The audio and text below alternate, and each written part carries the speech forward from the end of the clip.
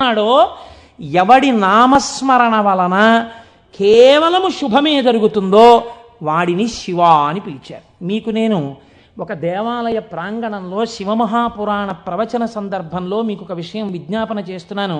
ఇది పరమసత్యం, అబద్ధాలు చెప్పుకోవలసిన దౌర్భాగ్యం నాకు లేదు.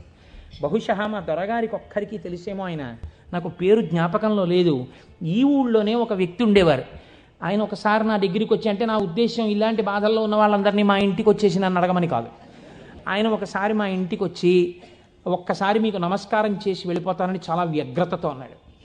అంటే నేను ఆఫీస్కి వెళ్ళిపోతున్నానండి, టైం అయిపోతుంది, ఇప్పుడు నమస్కారం పెట్టి మాట్లాడడం ఎందుకు? అక్కర్లేదు, నేనేం మాట్లాడను, ఒకసారి నమస్కారం చేసి వెళ్ళిపోతానని.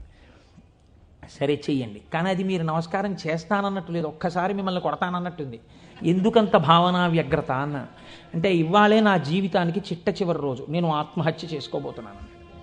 నా మనస్సులో ఎప్పుడైనా శాంతి కలిగితే మీ ఉపన్యాసాల్లోనే కలిగేది. అందుకని మీకు ఒక్కసారి నమస్కారం చేసి ఆత్మహత్య చేసుకుందామని వచ్చాను. మీకు ఒక్కరికే చెప్తున్నాను, మీరు ఎవరికీ చెప్పకండి, సాయంకాలానికి నేను ఉండను అన్నది. నేను హడిలిపోయిన ఇది నాకు చెప్పాడు బాబని, అది నేను తర్వాత ఎడతాను ఆఫీస్కి, అవసరమైతే హాఫ్ డే సీఎల్ ఎడతాను, కూర్చోండి అని కూర్చోబెట్టాను. అంటే బాబా ఇలా మా ఇంటికి వచ్చేయమని ఆలోచన అండి. కాబట్టి కూర్చుంటే ఏమి మీకు ఎందుకు కలిగింది బాధ? ఆయన ఏదో పాపం చాలా చెప్పుకొచ్చాడు ఏడుస్తూ. నేనన్నా సరే ఒక పని చేయండి, ఆఖరి ప్రయత్నం ఒకటి చేయండి. మీరు దీక్షగా 42 రోజులు శివాలయానికి ఎవ్వరికీ చెప్పద్దు. ప్రదోష వేళలో వెళ్ళి శివ ప్రదక్షిణం చేసి మీరు ఏమీ చెప్పకండి. మీరు చెప్పగలిగినంతసేపు శివాలయం అరుగు మీద కూర్చుని శివ శివ శివ శివ శివ శివ ఇదొకటే. ఒక 42 రోజులు ఈ దరిద్రాన్ని, మీ కష్టాల్ని అనుభవించి చూడండి అన్నారు. మీరు నమ్ముతారా? ఆ వ్యక్తి నా దగ్గరికి వచ్చి, నా జీవితంలో ఆశించని రీతిలో నా జీవితానికి ఒక కొత్త మలుపు తిరిగిందండి, నేను వరంగల్ వెళ్ళిపోతున్నాను, నేను సెటిల్ అయిపోతున్నానని చెప్పాడు. ఆ వ్యక్తే నాకు ఈ మధ్యనే మళ్ళీ ఫోన్ చేసి, కోటేశ్వరారు ఇప్పుడు నేను ఎంత ఆనందంగా ఉన్నానోనండి, ఒక్కసారి మీరు ఏమైనా వరంగల్ వస్తారేమిటండి ఉపన్యాసాలకి, మీ దర్శనానికి వద్దాం అనుకుంటున్నాను, నేను కూడా కాకినాడ అన్నాడు. అయ్యా మీరు ఎప్పుడైనా కాకినాడ ఇప్పుడు అక్కర్లేదు, ఇప్పుడు తర్వాత వద్దురు, కానీ నేను వరంగల్ ఇప్పుడు మాత్రం రావట్లేదు, నేను వరంగల్ వస్తే చెప్తాను, అప్పుడు మీరు నా దగ్గరికి వద్దురు కానీ తప్పకుండా దర్శనానికి అన్నాడు. కళ్యాణి అందులో అంటారే, ఏతి జీవంతిమానందో నరం వర్ష శతాదపి అంటుంది సుందరకాండ. 100 ఏళ్ళు బతికిన వాడు శుభాన్ని చూస్తాడు. అందుకే తొందరపడి ఏదో సమస్య ఉందని ఆత్మహత్యలు చేసేసుకుంటాం, ఇలాంటి మాటలు అనకూడదు. కాబట్టి చూడండి, శివుడు ఉద్ధరించగలడు అనడానికి ప్రత్యక్ష ప్రమాణం మనకే ఉంది కదా. శివం అంటే మంగళం, శోభనం, శ్రేయస్సు, కళ్యాణం. ఏ శుభము నీకు కావాలన్నా శివానుగ్రహముగానే వస్తుంది. శివానుగ్రహము కలిగితే నీ ఇంట సర్వమంగళములు జరుగుతాయి. అందుకే శంకర భగవత్పాదాచార్య స్వామి శివానంద లహరిలో ఒక మాట అంటారు, అసలు శివ నిన్ను చూసి ఏదేదో అనుకుంటుంటారు, అసలు నీ స్వరూపం ఒక్కసారి ఆలోచించు. కరస్తే హేమాద్రౌ గిరిశ నికటస్తే ధనపతౌ గృహస్థే స్వర్భూజామరసురభి చింతామణిగణే శిరస్థే సీతాంశౌ చరణయుగళస్తే అఖిల శుభౌ కమర్థం దాస్యేహం భవతు భవదర్థం మమ మనః అంటారు. శంకర, నాకు శుభం ఇయ్యని అడగడానికి నీకు నేనేమి ఇచ్చివను? కరస్తే హేమాద్రౌ, ఒక చేతిలో నువ్వు మేరు పర్వతం బంగారు కొండ పట్టుకున్నావు, బంగారు కొండే నీకుంది, ఇంకేమివ్వను? గిరిశ నికటస్తే ధనపతౌ, గిరిశ ఓ శంకర, నీ పక్కన నవనిధులకు అధిపతి అయిన కుబేరుడు ఇలా నిలబడ్డాడు. నువ్వు ఎప్పుడు కుబేరా కొంచెం ఏమైనా 2 రూపాయలనా ఏంటి అనలేదు. ఆయనే ఎప్పుడు ఏమైనా అడుగుతావేమోనని ఇలా నిలబడ్డా, ఆయన కోరిక తీరలేదు. గిరిశ నికటస్తే ధనపతౌ, కుబేరుడు నీ పక్కన ఉన్నాడు. గృహస్థే స్వర్భూజామరసురభి చింతామణిగణే, నీ ఇంట కల్పవృక్షాలు, కామధేనువులు, చింతామణులు రాసులు పోసి ఉన్నాయి. ఎన్ని కామధేనువులో, ఎన్ని కల్పవృక్షాలో, చింతామణులతో గోడలు కట్టారు నీ ఇంట్లో. పోన్లేవయ్యా ఇవన్నీ ఉన్నాయి, కానీ నీకేదో మోక్షం ఇస్తాను, నీకేమైనా అనారోగ్యం వస్తే తగ్గిస్తానడానికి నీ యొక్క శిరస్సు మీద సీతాంశు చంద్రబింబం ఉంది, చంద్రరేఖ ఉంది, కాబట్టి మోక్షం ఇచ్చే అధికారం నీకుంది. ఇంక నీకు నేనేమివ్వను? నాది నాది అన్నది ఒక్కటి ఉంది నా దగ్గర, నీది కాదని నా దగ్గర ఉన్నది అన్నది ఏమిటో తెలుసా? కమర్థం దాస్యేహం భవతు భవదర్థం మమ మనః. నాది అని అస్తమానం నన్ను బంధనంలో పడేసే ఈ మనస్సు నీకు ఇచ్చేస్తా, బుచ్చేసుకో. ఏదో రకంగా ఆయన పాదాల దగ్గర చేరడానికి శంకరాచార్యులు వారు మన కోసం చేసినటువంటి శ్లోకం కమర్థం దాస్యేహం భవతు భవదర్థం మమ మనః మమ అన్న చోట నేను అన్న శబ్దం శంకరాచార్యుల వారి కోసం అండి, ఆయన అపరశంకరుడు. మన కోసం. ఇది జగద్గురువుల యొక్క కారుణ్యం.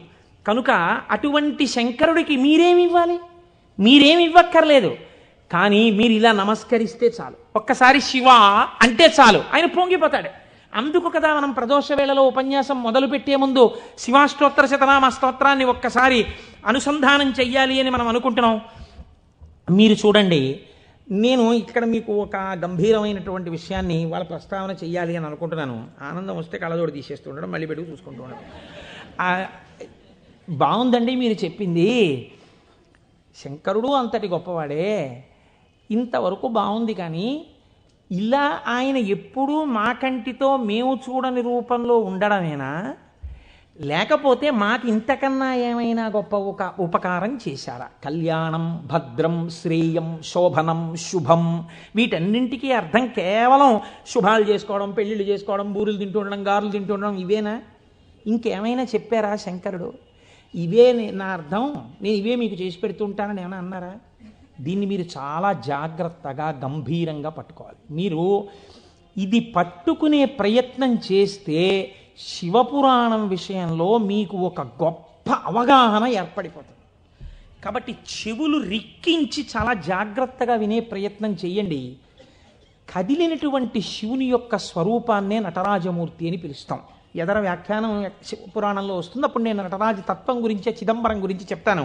అప్పుడు విందురు కానీ ఇప్పటికొకటి తెలుసుకోండి, తనలో తాను రమించిపోతున్నటువంటి శివుడు అలలు లేని సరస్సు. కాబట్టి తనలో తాను రమిస్తుంటాడు, కదలిక ఉండదు. ఇప్పుడు అదే శివుడు సృష్టికర్త, స్థితికర్త, ప్రళయకర్తగా ఉన్నాడు అనుకోండి, కదులుతూ ఉంటాడు. ఈ కదిలినప్పుడు నటరాజు నాట్యం చేస్తుంటాడు. నటరాజు సృష్టి స్థితి ప్రళయకర్త అయి నటిస్తున్నప్పుడు పక్కన దగ్గరగా ఎవరైనా నిలబడతారా? నిలబడి అలా చూస్తూ సంతోషపడిపోయే వాళ్ళు ఎవరైనా ఉన్నారా నటరాజుని? శ్రీ మహావిష్ణువు అంతటి వారు అసుర సంధ్య వేళలో మధ్యలో వాయిస్తూ ఉంటారు, శంకరుడు నాట్యం చేస్తుంటే. కాబట్టి ఉట్టిన ఏమీ చేయకుండా స్పెక్టేటర్స్ పాస్ అని చెప్పి ఏమైనా ఇస్తారా? రేపాక సుబ్బారావు సూర్యకళామందిరానికి ఇచ్చినట్టు ఇస్తే వెళ్ళి కూర్చున్న పాస్ పట్టుకుని మొదటి వరుసలో చాలా దగ్గరగా ఉట్టిన ఏ సహాయం చేయకుండా ఇలా చేతులు కట్టుకుని అబ్బా చాలా బాగా చేస్తున్నారండి అని ఇలా సంతోషంగా చూసేవాళ్ళు కూడా ఎవరైనా ఉంటారా సభలో? అంటే శాస్త్రం అంది ఇద్దరున్నారు, ఇద్దరే చూస్తారు. అలాగా మిగిలిన వాళ్ళందరూ నటరాజ తాండవమునందు సహాయం చేస్తుంటారు. ఆ ఇద్దరెవరో తెలుసా? ఒకరు వ్యాఘ్రపాదుడు, ఒకరు పతంజలి. వీళ్ళిద్దరే చూస్తూ ఉంటారు. వ్యాఘ్రపాదుడి యొక్క శరీర అధోభాగం పులిగా ఉంటుంది, పతంజలి యొక్క శరీర అధోభాగం పావుగా ఉంటుంది. పతంజలి ఆదిశేషుని యొక్క అంశ. ఈ పతంజలి వ్యాకరణానికి మహాభాష్యం చేశారు. ఈ పతంజలి 1000 నాలుకలతో సమాధానం చెప్పేవారు. ఒకానొకసారి ఈ పతంజలి మహర్షి దగ్గరికి 1000 మంది శిష్యులు వచ్చి, అయ్యా మీ దగ్గర మేము వ్యాకరణం నేర్చుకోవాలనుకుంటున్నామని అడిగారు. పతంజలి మహర్షి అన్నారు, సరే మీకు 1000 మందికి నేను నేర్పుతాను ఏకకాలంలో.